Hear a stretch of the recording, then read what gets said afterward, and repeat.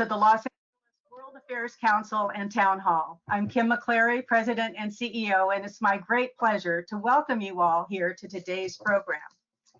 Thank you for all your ongoing viewership and support. I'm very pleased to introduce today's live stream discussion on preserving Los Angeles, how historic places can transform America's cities. I'm delighted to introduce our two featured panelists. Ken Bernstein is the author of this amazing chronicle of urban transformation. Ken is also the principal city planner for the Los Angeles Department of City Planning. He also manages the city's Office of Historic Resources, which oversee preservation policies and programs. He also leads the department's Urban Design Studio. We will have a link to buying his terrific book available in our chat, and it will also be available in our follow-up email. Our second panelist is Gail Kennard. Since 2010, Gail has served on the City of Los Angeles Cultural Heritage Commission, and she is currently the Commission's Vice President. Gail is president of the Kennard Design Group, an architectural firm founded in 1957 by her father, the late Robert Kennard. The Kennard Design Group is the oldest African-American owned architectural practice in the West. Moderating our conversation today is Daryl Holter. Daryl is the CEO of the Shammas Group. Among the company's holdings are the Petroleum Building and Felix Chevrolet, both historic and iconic buildings in the Figueroa corridor in downtown Los Angeles. Daryl is also co-owner of Chevalier's Books, and he's also a member, we're proud to say, of the Los Angeles World Affairs Council and Town Hall Board of Directors. For those of you who would like to ask questions of Daryl and our panelists, there's a control panel on the right-hand side of your screen where you can type in your questions. Jessica DeGanzik, our Vice President of Events, will be managing your questions during the Q&A portion, which will start in about 30 or 35 minutes. Daryl, we're so thrilled that you're moderating today's program. We're so excited to hear more about this great book. So let me turn it over to you. Thank you all. Well, thanks so much for that generous introduction, Kim, and thank you to Town Hall LA, and thank you to World Affairs Council for letting us spend some time with Ken Bernstein on this very important book. And thank you, Gail, for coming on. I think we'll have a great discussion today. And I just want to say one thing about my own impression of the book, just to kind of open the discussion. I received this book and I was looking through it because it has so many great images. The first thing you want to do with this book is look through it and see what you know. And I came upon a really interesting image of the Idol House, which I didn't even know about. It's in the Valley. And it turned out that my next door neighbor was one of the people who restored that building. So this is what you'll find out when you go through this great book. You'll find something that's interesting, and you'll find somebody that you know who had some connection to it. And that's one of the parts of this sort of living history of this sort of a book, and that's why it's important. So I thought that's really, I'd like to kind of, if you think about how important this is. You know, we have a view of historic preservation as sort of preserving old buildings and keeping them from being demolished. And what Ken shows very clearly is that that's a very narrow view. He has a much broader view. And Ken, why don't you spend just a few minutes telling us a little bit about basically, why did you write this important book? Well, thank you so much, Daryl, for the opportunity and for your generous appreciation of the book. I wrote the book very much, to explore some of the themes that you've already begun discussing, which is the misperceptions that many people have of historic preservation, about history in Los Angeles. First of all, the often repeated assertion that Los Angeles is a city that has little or no history to begin with, or doesn't care about its historic buildings, its historic neighborhoods. And that's certainly not the case. Also, the misperception that historic preservation is really about regulatory control, saying no, stopping change, that type of perception. And really, what I wanted to show in the book is how historic preservation, far from being anti-change, really has been a primary engine of change in Los Angeles, really helping to transform neighborhoods, revitalize our downtown, even providing much needed housing and affordable housing in the city. And so there's a lot to chew on from a policy standpoint. I think that's befitting of the World Affairs Council and Town Hall, the policy discussions that you have here. But I wanted to go beyond that as well, and evoke the reaction that you had finding the Idle Hour, to kind of evoke this sense of discovery and surprise in exploring the city. And both Gail and I are very fortunate to be in the roles that we are with the city as city staff and historic preservation, city commissioner, and get entree, if you will, to places and neighborhoods that many Angelinos don't see or experience day to day.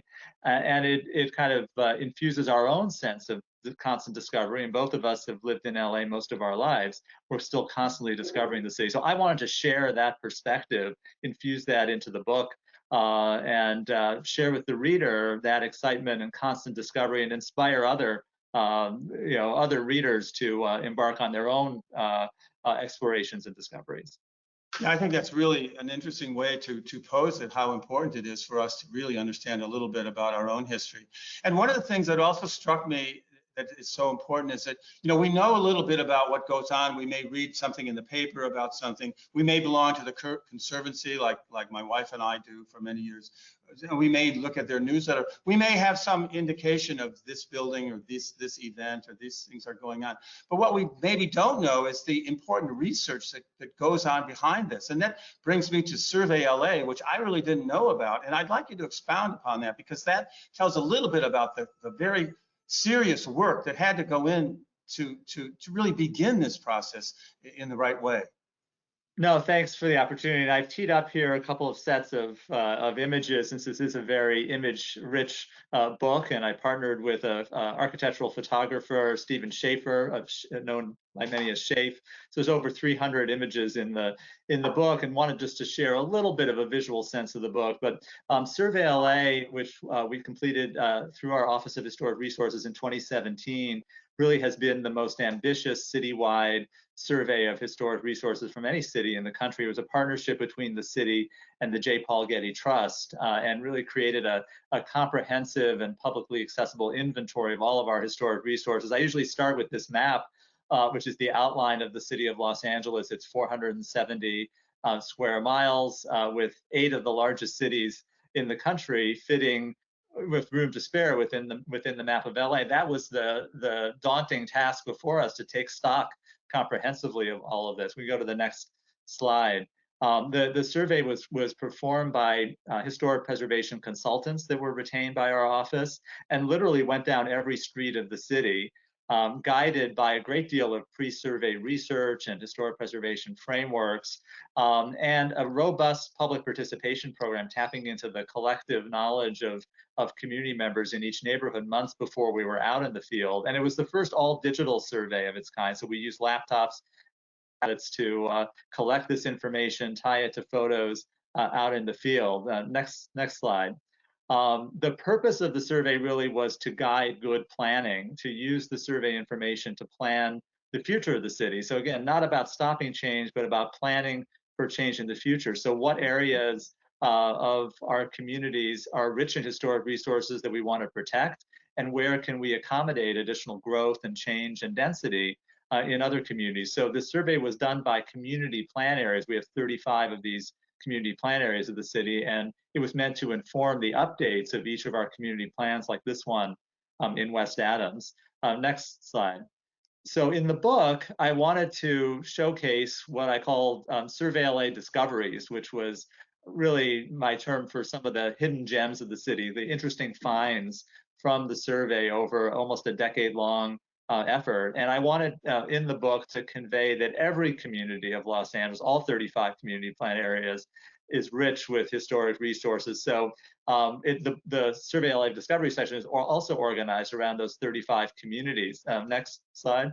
So it's not really a sort of greatest hits of Los Angeles, but really hidden gems that many even longtime Angelinos wouldn't know. And just only have time to share a few of what's in the book. Again, over more than 300 that are included in the book. This is a house, the Q Sing Chan residence in Boyle Heights, just east of downtown, from 1898. And it's a beautiful Victorian era Queen Anne style home, but even more significant for its social and cultural history. This was the home of one of the few Chinese Americans to be able to own property in the city in the late 19th century during a time when there was rampant exclusion and discrimination against Chinese Americans. And he became the first Methodist minister of Chinese descent in the United States, and his home is still intact in Boyle Heights. The next slide.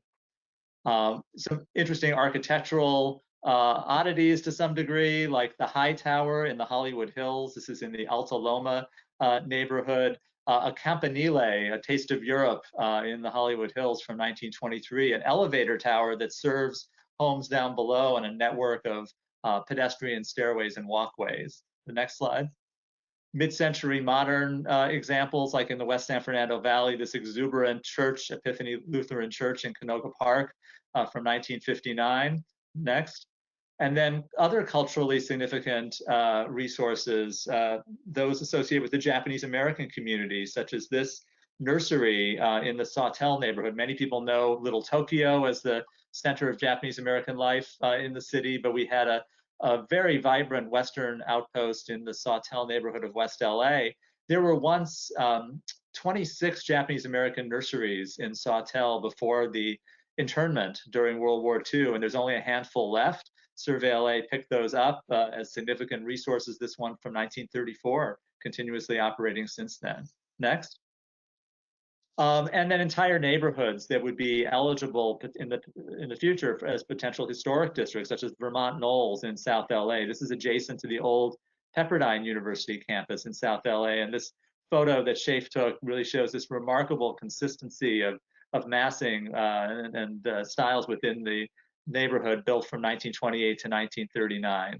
And then the last image I just wanted to share on Survey LA, a little bit better known by many, but I love this photo, so I had to share it. Pan's Coffee Shop from 1958, not too far from LAX in Westchester. And this speaks to not only, again, kind of exuberant mid-century architecture, what's often called Googie architecture, but legacy businesses in the city as an important touchstone in many of our communities, a business that's been in operation for over 6 decades. And even more important today as we're coming out of this period of COVID, and where businesses have been struggling, and that we recognize and take steps to protect our legacy businesses. So I'll stop there, and again, hundreds more in the book.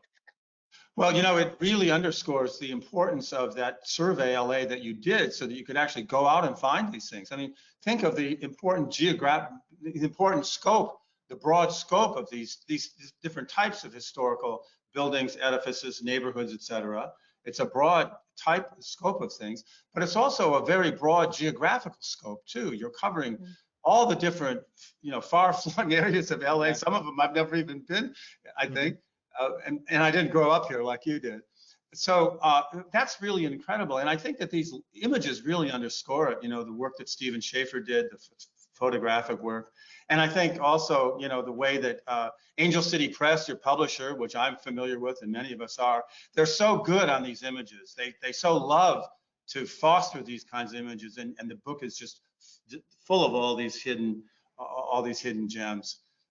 Gail, as the vice president of the Cultural Heritage Coalition in Los Angeles, you have a lot of insights into historic preservation. You've worked on it for a long time, and in a professional and as a citizen, as a community member of LA. Talk to us a little bit. Talk to Ken a little bit. What would you like to ask Ken today? Yeah, no, I think it's important for me to explain our different roles. So Ken is absolutely right that I've, as a commissioner, have discovered all these hidden gems in Los Angeles. And I'm a native. I grew up here, and I'm continually discovering these things. So I serve on the commission, and I'm one of 5 commissioners that are appointed by the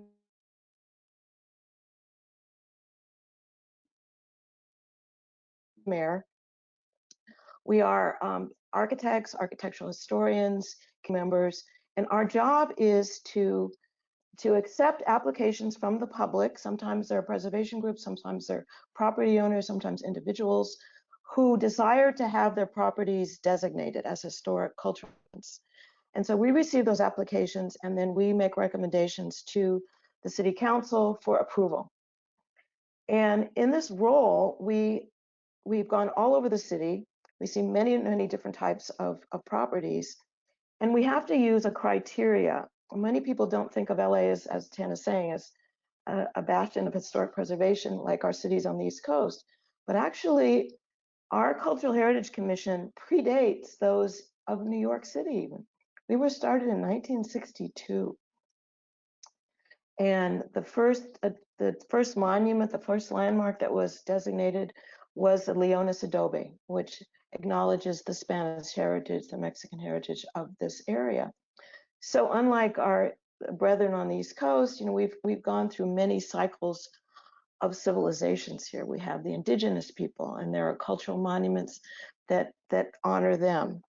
Recently, we just designated a trail through Chatsworth, and it's called the Apeta-Mamanga Trail. Apeta-Mamanga is the indigenous name for that area through Chatsworth. Before Chatsworth was named Chatsworth, it was Mamanga.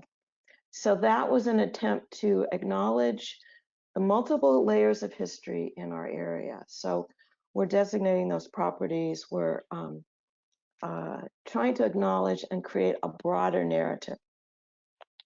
So as part of the Cultural Heritage Ordinance that we work under, there's three main criteria that we use. One is if a property, in order to designate, a property must fulfill one of those three criteria. It's got to have some connection to the broad social, economic, historical history, not only of Southern California, but it could be national history. A property must show in some ways that history. Or it could be connected to an important event, historic personages that lived or worked in the space. Might not be architecturally significant, but for example, we've designated properties that were used by famous authors or performers to capture the history. Think about would be the architecture. Is it an example of an architectural style or the work of a master architect? In Los Angeles, we're very blessed. We have work by Frank Lloyd Wright, Richard Neutra, Rudolf Schindler, some of the great architects of the last century. So those are the kind of things. But I'm going to stop there now because I think Ken is going to go on and talk about Survey LA, which you mentioned before, and the historic districts. And that's really an important part of our work because as a commission, we're also responsible for overseeing some of the things that happen in these historic districts. Go ahead, Ken. Well, thanks. Yeah, great lead in. I did want to share a little bit that Los Angeles has one of the largest programs of local historic districts of any city in the country. Actually, I think only New York has more properties that are included in historic districts. We have 35 what are called local historic preservation overlay zones, or HPOZs, in the city, with about 21,000 properties. And those are really entire neighborhoods where the whole is greater than the sum of the parts. Each individual home or property may not be of landmark quality, but taken as a whole, these are very significant neighborhoods. So one of the chapters in the book, this is the opening spread here, really focuses on LA and what we can learn from LA's program of historic districts. Go to the next slide. The first HPOZ, first local historic district in the city, was Angelino Heights, which was designated in 1983, and it has one of our greatest collections of Victorian era architecture in the city. Much was lost before this was designated in Bunker Hill and other parts of the city, but Angelino Heights and Carroll Avenue as a National Register historic district is still very intact and was our first historic district. Next slide. But I really wanted to illustrate in the book that LA's historic districts are quite distinctive. And one of the things that make our program unique and many of our historic communities unique is the level of diversity, economic and ethnic diversity in many of our historic districts. And one of those is the Jefferson Park HPOZ in South LA, not too far from USC. It's a community that's about 50% Latino, 35% African American, and the community came together to designate this as an HPOZ And by the time it went to the final hearing at our City Planning Commission and City Council, this very diverse community had not a single voice of opposition to this HPOZ, which was quite remarkable when you're designating an entire neighborhood as historic. And our HPOZs in the city are more diverse, a percentage of non-white population in our HPOZs that's higher than that percentage citywide. We also have tremendous architectural variety among our HPOZs. If we go to the next slide, we have 2 of our HPOZs that are from the post-World War II era. One of them is the Balboa Highlands neighborhood, the far north end of the city in Granada Hills, the only Joseph Eichler tract in the city of Los Angeles. Eichler developed about 10,000 homes in the Bay Area. This was his only home kind of bringing modernism to the mass, only neighborhood bringing kind of modernism to the masses in LA. Next. I wanted as well, since there's so many spectacular photos like the ones you just saw, I wanted to make sure that the book didn't, appear that it was only about buildings and beautiful images, and that we would lose sight that preservation is really made possible by people, that it's people who really make preservation happen at the local community level, and people who give life to these buildings. And so I did include about 10 preservation profiles in the book, where some of the people who make preservation happen are able to present their story in their own words. This is Michael Diaz, who was the driving force behind one of our HPOZs, the Lincoln Heights Historic Preservation Overlay Zone. Gail Kennard is featured in another preservation profile in the Historic Cultural Monuments chapter.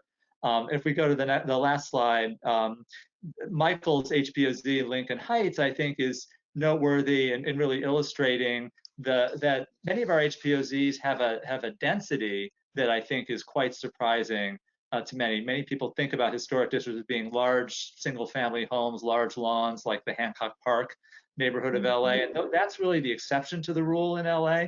The density, residential density in our local historic districts is actually 50% higher than the average residential density of the rest of the city, and higher than the densities of Boston, Chicago, and Washington, D.C., which I think surprises many that we have that in designated historic districts. And this is a neighborhood in Lincoln Heights where you see that a single family home, a triplex, and a multifamily apartment building coexisting beautifully in a historic district.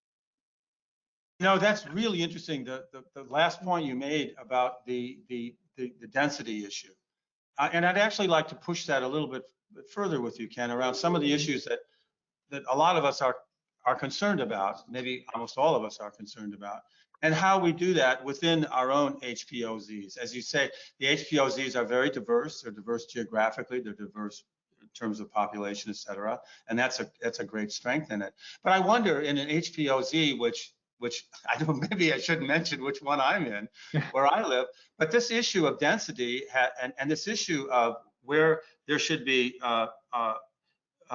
where metro stops should be in locations that are in or near HPOZ has been a big issue in the particular one that I'm in. And I have to say that I haven't been on the same, there hasn't been unanimity in this particular case, because of the idea that where should these light rail stops be, and where should we allow taller buildings for more density to be built, not right next door to our single family home, of course, but where should they be? And how can we, through our HPOZs and through the things that you do, how can we sort of mediate some of these issues and reach some conclusions? Yeah, it's a big question. We could spend an hour on that topic alone, I think. But I've tried in the book really to address this issue in a few ways. First of all, to show the reality of Los Angeles and its historic districts, that we have this natural level of density already, and that works well, and that we're able to accommodate continued change in some of these HPOZs. Also that we're able to accommodate new housing supply in many of our historic buildings through adaptive reuse, and we can talk more about that, converting historic buildings to housing. We can talk about how that's happened downtown in a huge way, but in many other cases, we've converted historic buildings to affordable housing, like the Boyle Hotel in Boyle Heights, which is right at a major transit stop at First and Boyle, just east of downtown, where new affordable housing was created in a historic building with an addition. Same for the 28th Street YMCA in South LA. There was a Paul R. Williams complex where the building was rehabilitated as housing, a contemporary new addition provided. But I think the preservation movement also has to be open to sensible change and have a sense of balance in its approach to these issues of density. And one of those I would point to as a successful example is the move toward accessory dwelling units, ADUs, or often called granny flats, second units for single family homes.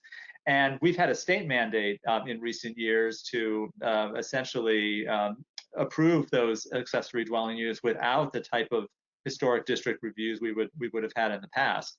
And as a result, last year we had, I think, about 190 ADU applications approved in our HPOZs in the city, in our historic districts.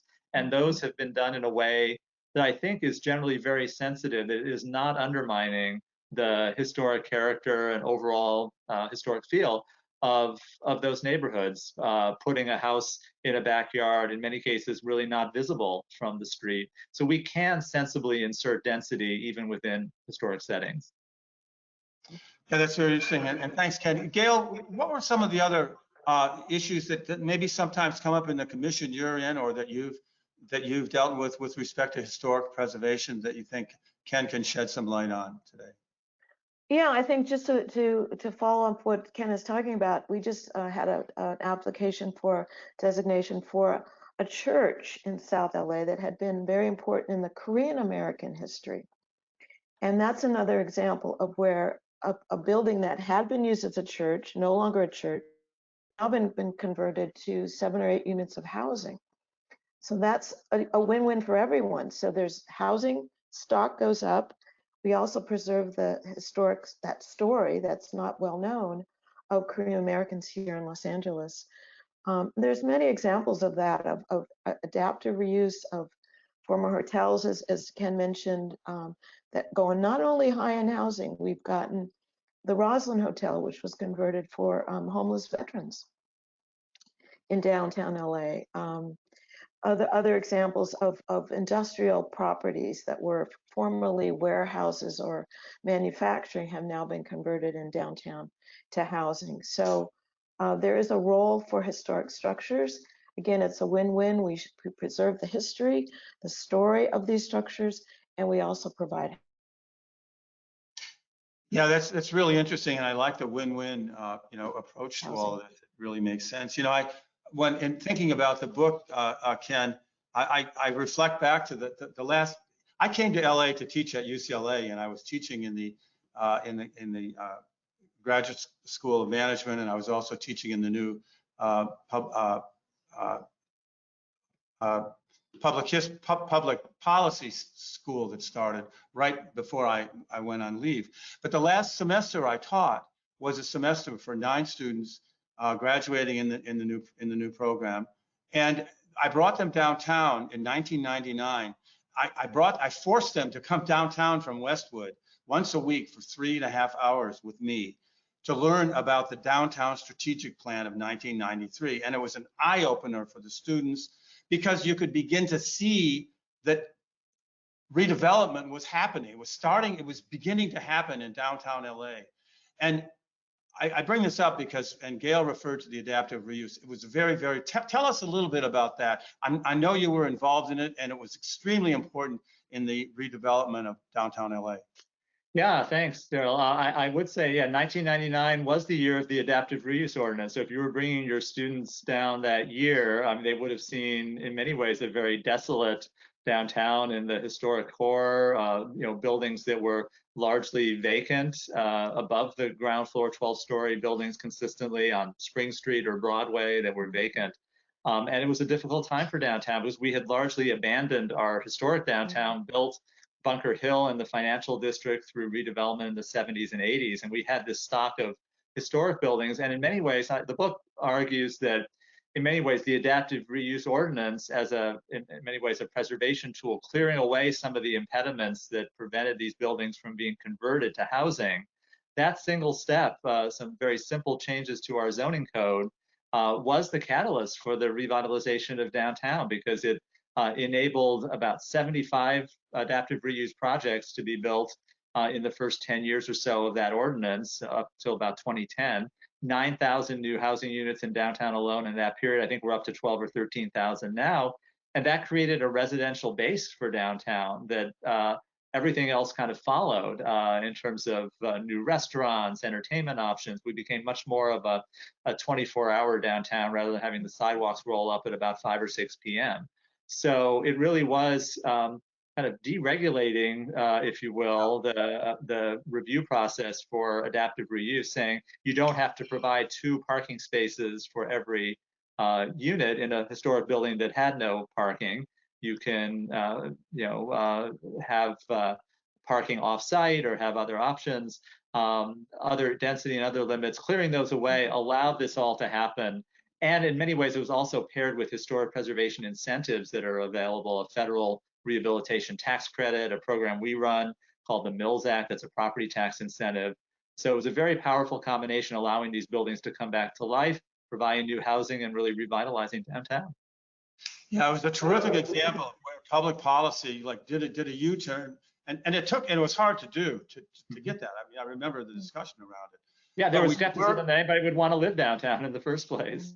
Yeah, and there were limits of how much the CRA could spend in downtown. There were a whole bunch of, a whole range of things that really had, you called it deregulation, and it was essentially that, but it was freeing up what people could do in the downtown area. You know, and I really like this idea about how historic preservation can help us grapple with some of these problems. We've already talked about some of them. We've talked a little bit about housing, which is very related very closely to the homeless issue.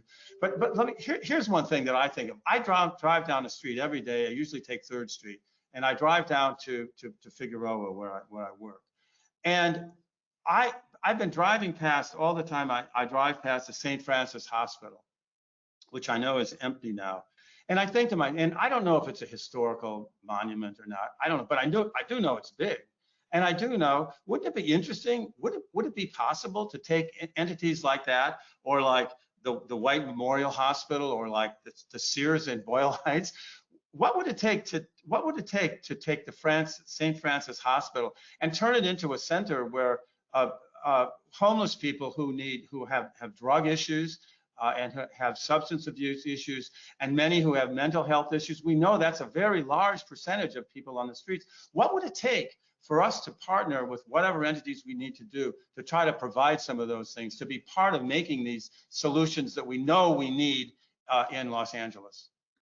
No, I think that's a great point. And again, we have excellent models for that. I think it actually absolutely can be done. We're looking at in the city what additional steps could be taken to incentivize more adaptive reuse along the lines of the adaptive reuse ordinance.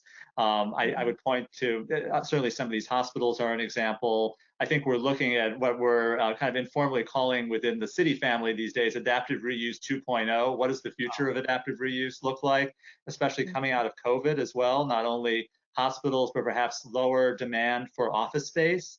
More of our, in fact, more recent office buildings, so not only our historic buildings, there may not be the same demand coming back out of this period. And what additional steps do we take? What additional incentives would be needed to really help free up some of those buildings? And it's a mix of zoning issues, but also sometimes building and fire code challenges that are impediments. I don't want to say it's easy and can just be done with a snap of a finger. There's some issues to work through. But how do we begin to create more incentives and create an adaptive reuse 2.0 that makes sense for this period? Yeah, I really like adaptive reuse 2.0. Let's market that. That sounds like a really good strategy, Ken. Let's go forward with that. I've been watching the clock. I think we're up to the time that we want to open it up for viewers to ask questions. And I think at this point I'm turning it, and there she is. I'm turning it over to Jessica. She's smiling and she's ready to go. Jessica, maybe you can take us into the next segment, please. Definitely. This has been a great discussion. And we do have a lot of great questions coming in. The first one, Baldwin Hills Estates is a cultural icon for Black professionals in Los Angeles. This area and other single-family neighborhoods are now being threatened by SB 9 and SB 10 legislation now pending in Sacramento. Specifically, Baldwin Hills Estates was clear-cut from the petrified forest of discrimination and housing covenants to create a thriving, dynamic, and respected family community. What can be done to preserve historic areas like this, as SB 9 and SB 10 will surely change the dynamics? Yeah, that's a really big question. SB 9 and SB 10 are state bills that are pending, and many of those have been driven, I think, by the view that to solve our housing crisis, we do need to provide additional density in single-family neighborhoods. And I've spoken to that already, and again, indicated that to some degree the preservation community needs to be open to sensible reforms like accessory dwelling units. SB 9 and SB 10 do go a bit further and allow for kind of further subdivision of single-family properties or rezoning in SB 10 of neighborhoods near transit. SB 9, I will say, has a carve-out for designated historic districts that many in the preservation community had advocated for, so it wouldn't apply to those neighborhoods that are HPOZs that I mentioned already. Baldwin Hills is not currently an HPOZ, so I understand where the questioner is coming from.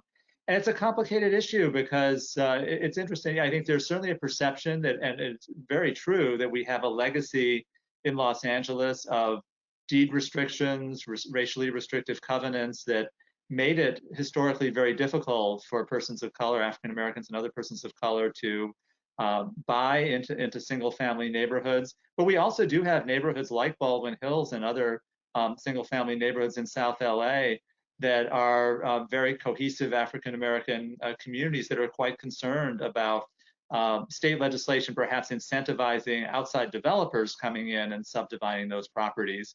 So it's a very complex set of issues in Sacramento. I think, again, my book really calls for a recognition of the value of historic preservation and all of these tools, the value of understanding this history of racial exclusion and racially restrictive covenants and as an important chapter of LA's history and the role LA played in breaking that down. And I think it's important to have a sense of balance in terms of some of the legislation that's going forward. Thank you. Gail, I don't know if you want to. Yeah, I would just add a couple more points, and you're absolutely right, Ken. There is an active group of folks in View Park and Baldwin Hills who have been advocating for historic districts, and in fact, Park is now a national historic district. So there's efforts in that area. It doesn't solve all the problems, but also city planning, under which cultural heritage works, has initiated the whole program of racial equity and examining zoning codes, past issues, talking about in restrictive covenants and all that, and how can we work back? How can the city do less harm? We can't go back in the past, but at least we can go do less harm in the future. So those efforts, all of us in this space are very aware of what's going on and trying to do the best we can in order to rectify those past wrongs. I would just add as well, we've extended our partnership with the Getty that we began with Survey LA now to launch a new Los Angeles African American Historic Places project, really taking up these issues of equity, the disparities in terms of our existing, what gets designated as historic cultural monuments in the city, advancing African American heritage sites to nominate them for historic designation, but also looking more comprehensively at neighborhoods like Baldwin Hills, historically African American communities. What are the range of strategies that should be in place for kind of broader cultural preservation in these communities? Mm-hmm. Yeah. And when these issues come up, naturally, they come up in part because of our own historical heritage, not just in LA, but across this. I'm from Minneapolis, and as in most of these of our cities, they were zoned largely for single-family homes, and we know that, and we know what percentage. I mean, I don't know exactly what it is, but it's a very high percentage of it, and that entails a lot of problems when we come up against the desire to have more density. But then I think it just encourages us to find ways to be more creative, to find the best places for those targets of density so that we can try to accommodate those issues. In Minneapolis, they abandoned the whole. Exactly. I mean, I was actually surprised at growing up there, and I don't know if I don't think that's necessarily what we want to do here. But I do think that the HPOZs and I think the agencies that you and Ken and that Gail work with can help us to grapple with some of these issues.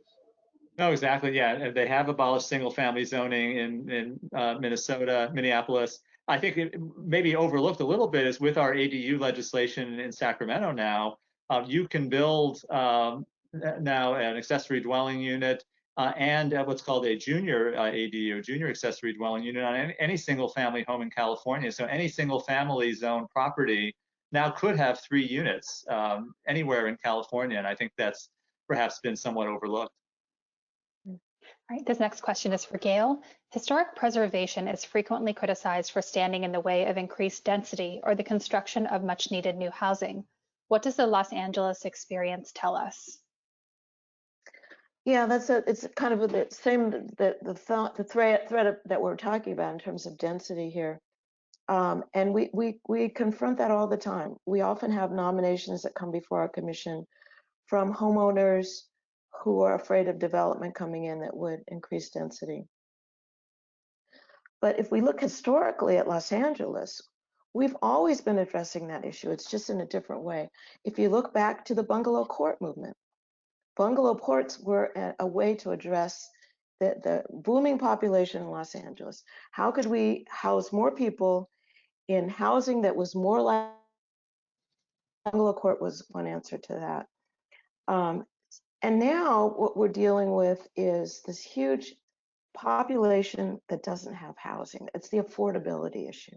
And we can't be naive about what that is. I certainly don't have the answer to that question, but many times we faced with properties that come before our commission that want to be designated because those people who are living in those communities understand that if new development comes in, they won't be able to afford the new housing. And that's just a reality. So sometimes our ordinance is used to try to fight off development that's going to bring in higher priced housing, and the people that live there know that they won't be able to afford it. So this is something that we try to be aware of, that we're trying to be as cognizant of that as possible to preserve that. But again, it's going to be an all hands on deck effort to figure out how do we solve our housing problems. Because in the end of the day, it's an affordability issue. It's not a supply issue, it's an affordability issue. And that's way beyond, my pay grade in terms of that, but I'm very aware of it. And how can we use historic structures to at least preserve the housing that we already have? This next question is for Ken. How do city regulations guide or deter developers to develop what will be future historic sites? It feels like what is being built now is the equivalent of fast fashion in real estate.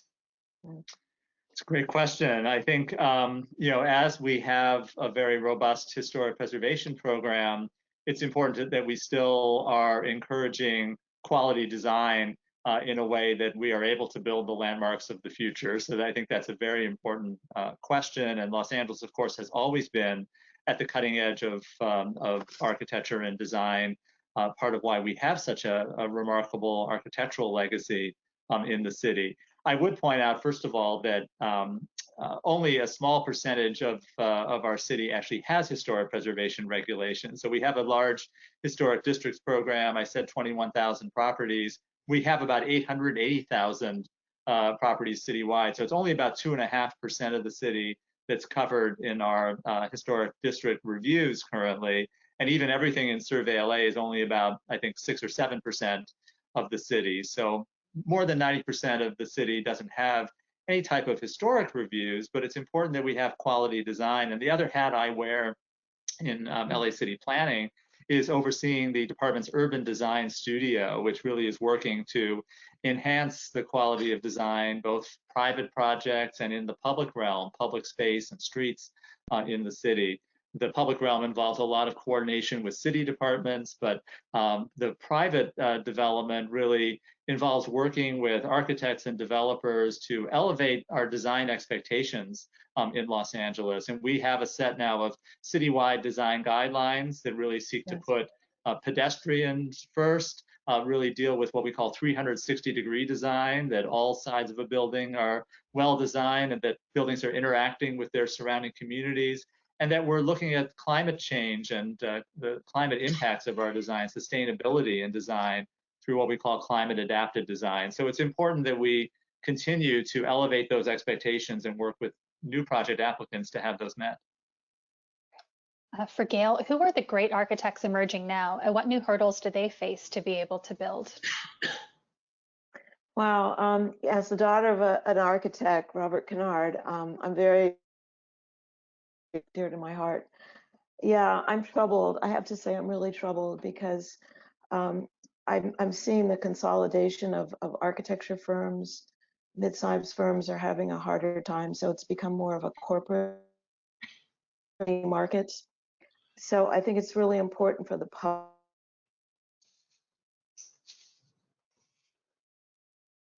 public sector, which is where my father and our firm, we've been able to survive because we've done public work, which is less restrictive in many ways than private work, not always, but in many ways. So I think we need to reach out to smaller firms, to younger architects, to the architecture schools, to encourage folks to pursue architecture as a career and make those opportunities available. And again, I think it's the public sector that can have the greatest impact.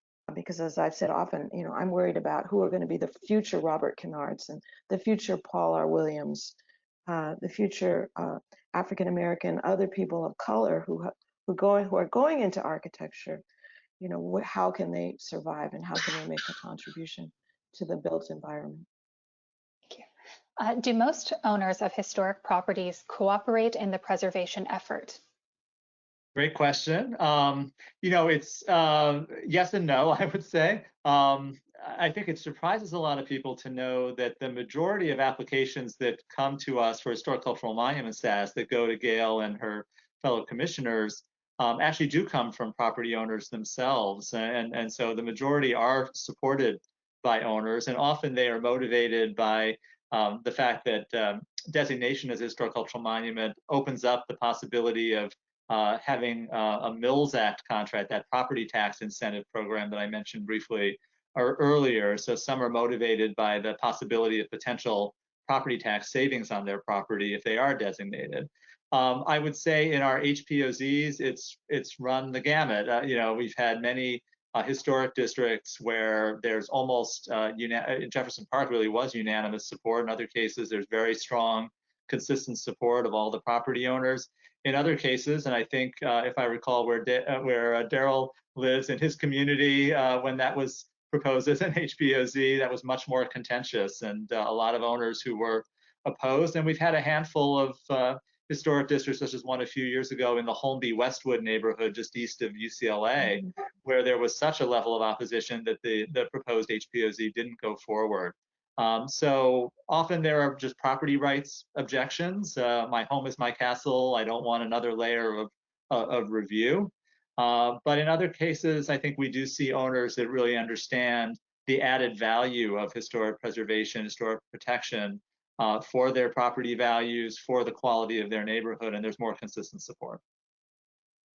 Can you speak more to the process of the Rosalind Hotel and how it was converted into housing for homeless veterans? Is this a model that can be scaled and replicated? Gail, you want to speak to that since you mentioned it? Yeah, I'll just briefly. It partnered with actually one of the commissioners, an architect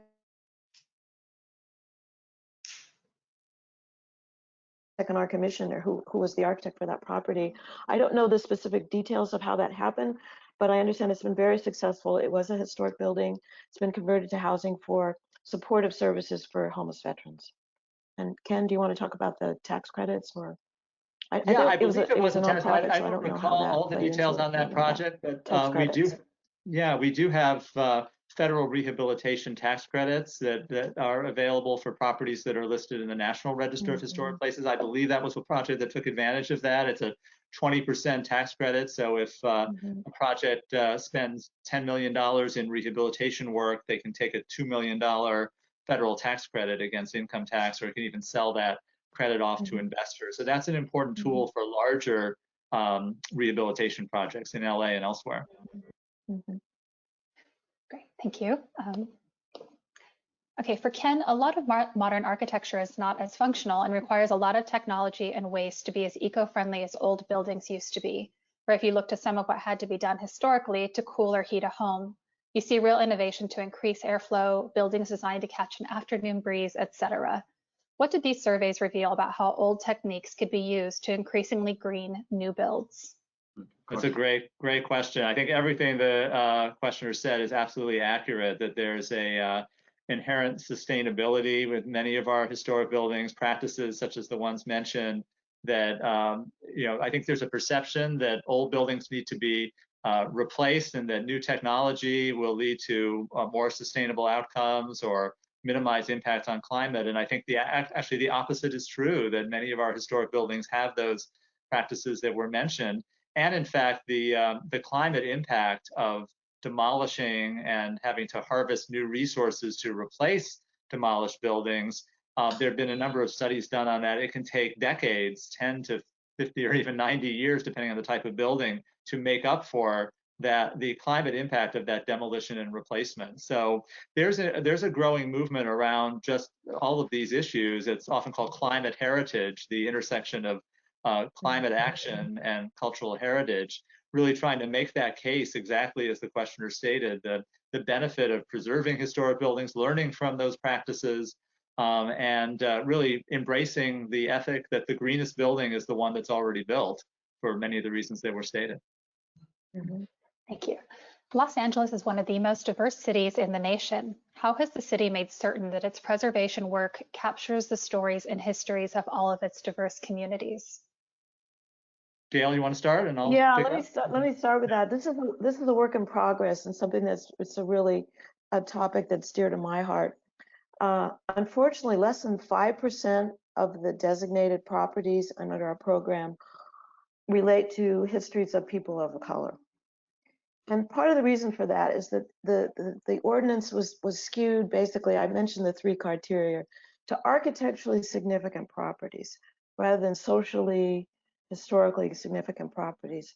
So in this moment of time, we're really in a space that we can use the process that we have with our commission to designate more properties that tell the broader history of Los Angeles.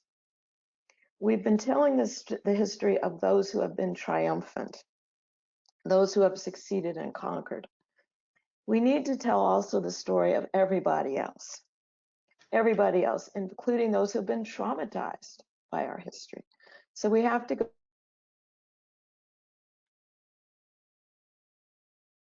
back. We have to capture our indigenous history. The indigenous people who lived here predate all the settlements that we talk about. We talk about the frontier. Really not the frontier. This was a civilization of people who predated those of us who came later. So I think in this moment, historic preservation has a wonderful opportunity now to recapture, tell those stories. Like I mentioned, the Apeta-Momonga Trail. We're designating under the Getty program more African American heritage sites, Hispanic heritage sites, LGBTQ heritage sites, women's history, Jewish history. All of those efforts, the city has issued context statements to try to capture that history because they're not always in the built environment. Some of the stories that we have to tell can't be told by buildings. Got to figure out a way to do that. So that's in a nutshell kind of the next hurdle of innovation, in addition to sustainability, all these things. But Ken, do you want to add on too about what this is doing? Sure, I think that you said it beautifully. I would just add that the book does highlight some of the work that's been done. Obviously, we have much more work to be done, but we have begun creating these preservation frameworks, what are called historic context statements, that really help to define some of the key themes that shape the growth and evolution of many of our city's diverse communities. So the African American historic context, the Latino Los Angeles context, 5 Asian Americans in Los Angeles context for some of our larger communities, the nation's first LGBT historic context. And the idea is to have this understanding of what were the key themes that shape the history of these communities, and then tying that back to places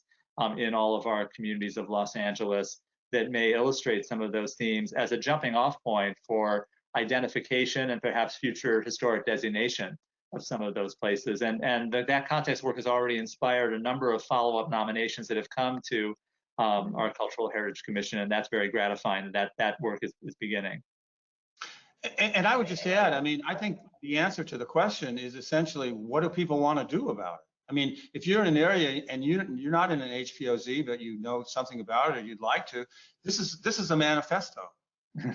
This is not just a book to sit on your, on your coffee table and show people pretty pictures. This is a manifesto because it can be done. It could be done. You can take this to your neighbors. You can take it to the communities, and they can use this as a tool to go forward, because things don't happen because they happen. Things happen because people make them happen. Very well This said. will be Well our said. final question. Yeah, thank you, Daryl. Have you done any studies on how people respond to living in these historic zones? How do children respond to seeing these homes? And what does that tell us about the relationships between how we should construct the dwellings around us? That's a great question. I think we actually have not done. And I think that's a wonderful idea and something I've thought about from time to time, that we haven't done that type of study about how people do respond, in any kind of systematic way to living in historic homes. I think we see indications, and I reference them in the book, that people respond very favorably, just because they're voting with their feet in many ways. They're gravitating toward historic neighborhoods. Historic neighborhoods we're seeing reinvestment, increases in property values. We're seeing companies that are looking for space in the city, not looking at 1990s high-rise office buildings, but unique historic spaces. So when Google came to town, they took the Howard Hughes Spruce Goose Hangar as their headquarters in Playa Vista, which had been vacant for decades, and created this Silicon Beach concentration of tech companies in Playa Vista in the former Hughes aircraft complexes.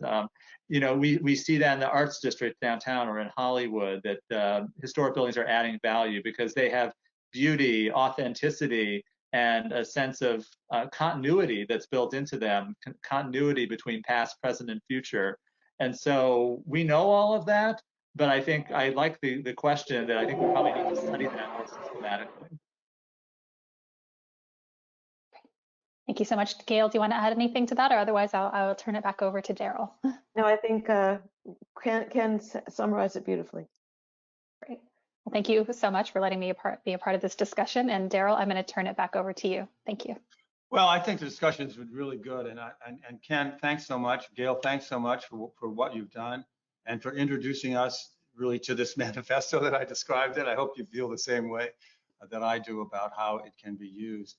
And I think that the discussion has been really good in a sense. And I opened it by saying that we have a view of historic preservation as preserving a bunch of old buildings and keeping them from being demolished. But now we see it's really not just protecting old buildings, but it's also participating in and maybe leading, not just protecting old buildings, but creating new solutions to old problems. So, I think this is part of what the discussion was about today. And I hope everyone has found it as useful as I have. And thank you for joining us. And thank you to Town Hall and World Affairs Council, and to Kim, and to everyone. Thanks. This was such a fabulous, enlightening, informative discussion. Daryl, Ken, Gail, thank you so much for your time and expertise. So let me give the manifesto one more plug. Preserving Los Angeles, How Historic Places Can Transform America's City. And you can purchase signed copies of Ken's book from Chevalier's bookstore. We've provided a link in the chat, and we'll also be providing a link in the email that you receive immediately following today's program. So thank you all. This was just fabulous. We learned so much.